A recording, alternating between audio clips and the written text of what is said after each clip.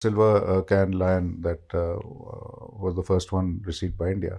That was actually for a film which was known as One Black Coffee Please. It was for Ericsson mobile phones. Even if today you go and do a search, you'll find it there on YouTube.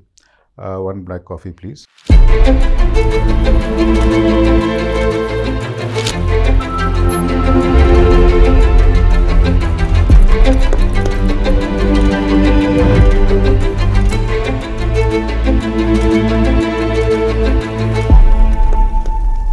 As Albert Einstein said, creativity is intelligence having fun. Today, I'm in conversation with someone who's a photographer, a creative genius, having an extensive career in advertising for more than 20 years, having a creative career for more than 40 years. Sundeep started his career with advertising and then moving on to becoming the head of corporate affairs and communication and branding with different companies such as Sab Miller, Novartis Healthcare, and Godfrey Phillips. Sundeep has won many international awards and getting the India's very first Cannes Silver Lion Award. Today, I'm in conversation with Mr. Sundeep Kumar. Sundeep, welcome to the Marasim Season 2. It's such an honor and privilege to have you here. No, thank you, Iti. It's my pleasure to be here and be speaking to you. Yeah. It's been more than 5 years since we have been working together. Yes, it has been that long. Yes? Okay. Well. Absolutely. And you being our client, a mentor, a guide, what a fabulous journey it has been. I have learned so many things from you. Thank you. Understanding creativity from different perspectives. How does it feel to have spent 4 decades in a creative industry? Well, no, it's been fascinating. One of the reasons I joined advertising, I remember in 1980, it was not a mainstream profession. But what fascinated me about advertising and got me to join advertising was what you said, what Einstein said, is that I just felt it would be fun. And I just wanted to have fun at work. I wanted to be able to, and quite seriously, wake up every morning and say, I want to go to work. I remember the first day I finished work and went home, and naturally my parents asked me, how was your first day at work? And the most fascinating thing that I related to them about my first day at work was that in the morning we were discussing soft drinks, in the afternoon we were discussing scooters, and in the evening we were discussing bottling plants. So it was just, advertising gave you the opportunity to delve into so many different products, deal with so many different kinds of people. Right. So, Sundeep, when you started, after coming out from Indian Institute of Management, which is the topmost institute in the country for management, did you know that you're gonna be spending entire life in the creative businesses, or was it something you wanted to give a shot to it and see how it goes? Well, I never really at that time thought of business being creative or non-creative, to be honest. There were 2 reasons that drove me into advertising. One was that, at the end of the first year in our institute, we had to do a project, and I just happened to choose advertising as a topic for that project. Because I was browsing through the library and I came across some books on advertising and they fascinated me, and that's how I got interested in advertising. The second thing that drove me into advertising was a company called Rediffusion. Oh, so Rediffusion yes. as a company came for placement when we were in first year, and they were started by a group of relatively young people at that time who had passed out from various institutes of management, and it was the first advertising agency started by non-creative people. Oh. So therefore it seemed to me a fascinating place to be, where you were dealing with like-minded people and you were doing creative work. And I've always liked to perhaps use both sides of my brain. Right. So advertising provided me with that perfect opportunity because there I was looking at strategy, crunching numbers, doing analysis, as well as at the end of the day working with creative people, producing a creative product, and convincing clients, to buy that creative product. You think society is very restrictive in terms of being creative? See, it makes it easier for people to industrialize things. Very industrialized process. So most companies industrialize their processes because it becomes far more efficient. It becomes easy to train people. It becomes more economical. They save money. Therefore, you get into the situation that this is a creative profession and this is not a creative profession, because they have actually made all those professions uncreative. Making a pizza should be a creative business, right? Absolutely. But it's not. In Domino's, it's not. But yeah, if you go into a pizzeria, it is. I mean, that chef or whoever it is who's making. So every business has a creative side to it, non-creative side to it. It's just what, makes it easier for people to handle. Sandeep and me have created a brand. It was doing creative things with cement. Cement, as you all know, has been always used for architectural purposes, constructions, roadways. Coming together, it was definitely a very wonderful experience, because we both wanted to break the stereotype. We wanted to create something which could form examples in society, that how you can think out of the box, how you can define the materials, and see them differently from how they are perceived. The result was craft beton. Beton is a French word which means cement in French. And craft, as you all know, I've been associated with craftsmanship, finest craftsmanship of all kinds. So this experimentation with craft beton was very unique, having involved with designers from different parts of the world, getting on board Mexican designers, German designers, Polish designers, and artists. It was a wonderful experience. So Sandeep, do you think every individual should have a creative experience, or like little creative accidents to evolve as a professional? No, like I said, I mean, I think it's very important for people to develop both sides of the brain. And it is a misnomer for people to believe that I'm this or I'm not that, I think you can consciously develop the other aspect of your personality, but you have to do it consciously. Like, for example, there was a friend of mine who said, or my wife, she said, no, I'm not a very rational person. I'm not a very logical person. So I told her, start doing Sudoku. And she did. And she got very good at it. Now, I said, how can you say you're not a logical, Sudoku is entirely logic. So the point is that or if you think you're a completely logical person, start painting. What stops you? It doesn't matter how good or bad it is. All of us doodle in margins sitting in school, right? That's art. Who's to say this is art or that is not art, right? Do something creative. Allow that other side of your brain the outlet to express itself. It's like any other muscle, right? I mean, if you don't use it, it'll go to sleep. But if you use it and find ways of using it, if your job doesn't provide those avenues, find other ways in which you can use it. Sandeep is a wonderful photographer. In last 5 years, I have always noticed wherever he goes, wherever he travels, he always carry a camera with him. And most of his pictures, whether they are about landscapes, whether they are about city life or people or nature, there is a very beautiful thing that he tries to capture, and that is the moment. Very few photographers have achieved this kind of excellence, where they actually capture the moment in its truest sense. They actually capture the time where it has stopped. That little pause of the time is something where we all get connected to our inner side. So I'm talking about the photographer Sandeep to him, and I want to understand that how he has evolved as a person while taking photography as his hobby, passion, now career. My father used to like photography, so we always had a camera at home. Right. So I suppose it was quite natural that I would be curious about it. And I was fortunate that an aunt of mine gifted me a small camera when I was 11 years old, and that got me taking pictures.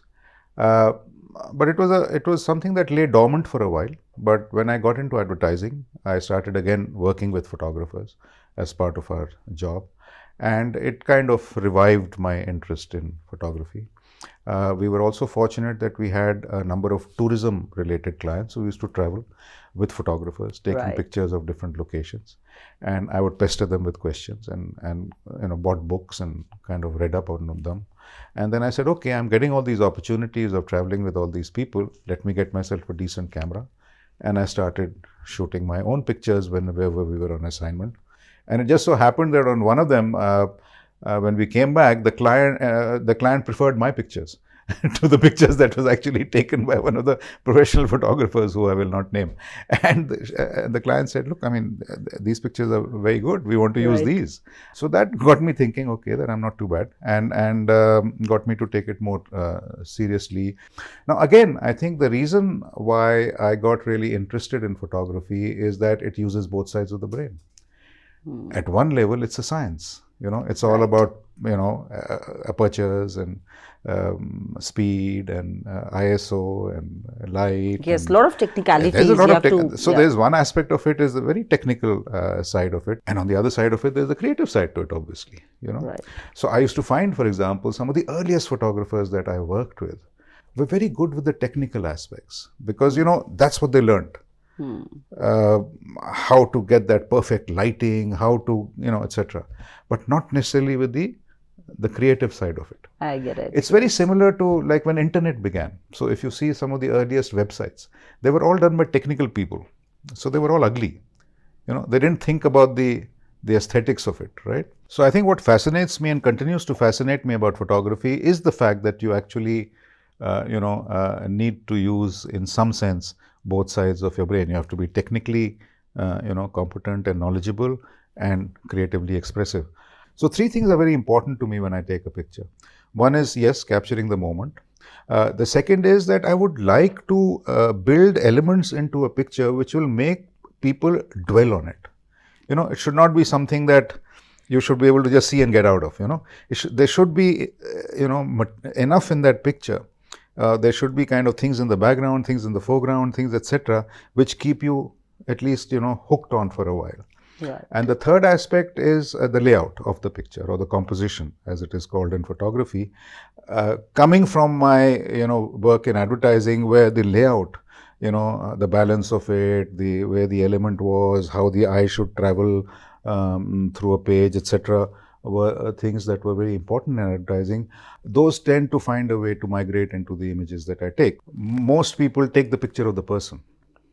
To me, I'm taking 3 pictures. What is in the foreground, the person, and what is in the background. Right. Okay. So those all 3 become important, but at the same time emphasizing the subject, which is the Right. person. But someone watching that should look at that person, be drawn by that person, but have other things to see in the picture. You mentioned about the silver can lion that was the first one received by India. That was actually for a film which was known as One Black Coffee Please. It was for Ericsson mobile phones. Even if today you go and do a search, you'll find it there on YouTube.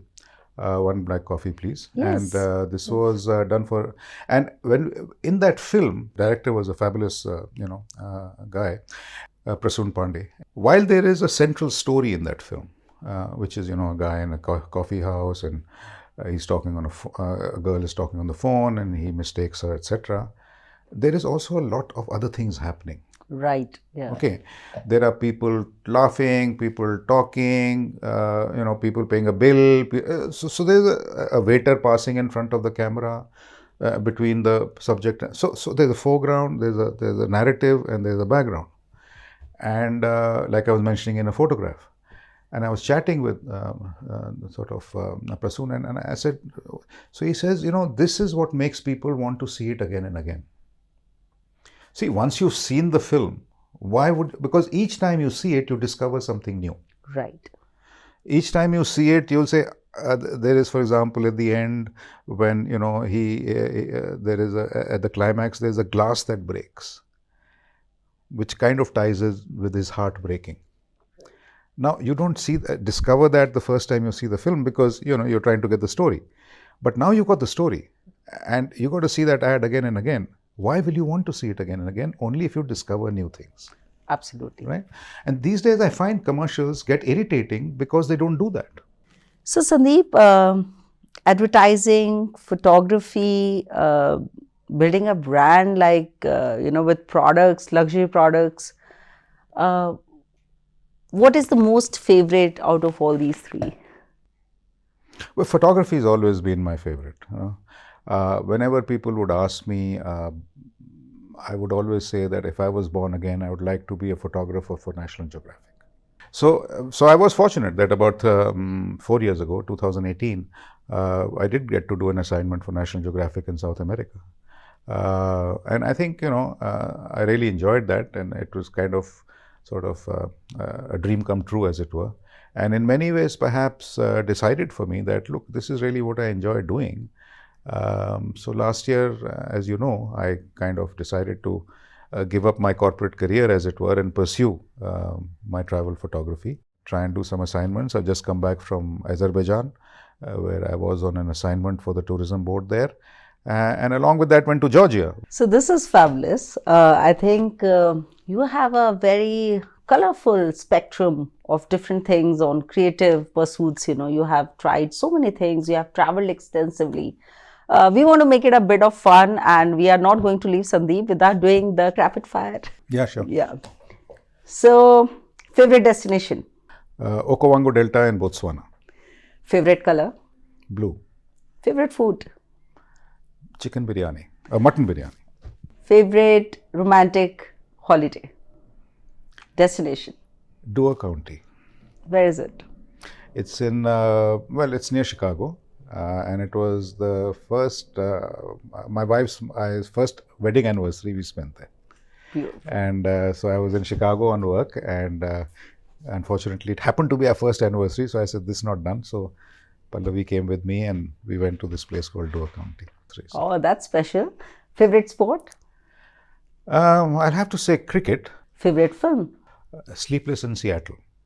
Favorite director? Steven Spielberg. Genre of music? Of late, I've started enjoying jazz. Writer? Robert Ludlum. I used to love his novels. Favorite Netflix series that you have recently enjoyed? Series called Tehran. Number of countries you have traveled to? I haven't counted for a while, but I think it's around 60 something. One place you have still not traveled and you definitely want to cover it? New Zealand. Sandeep, do you feel creative people ever retire? Not really, because, a lot of it happens in your mind. So they only retire when your mind stops working. Any recent project that you are working on, your recent travel that you have done, photography, any recent project you want to talk about? Well, like I said, recently I just come back from Azerbaijan, where I was on assignment with the tourism board. And then I also went to Georgia to build my own collection. And the main project is what we are working on is building my website, right?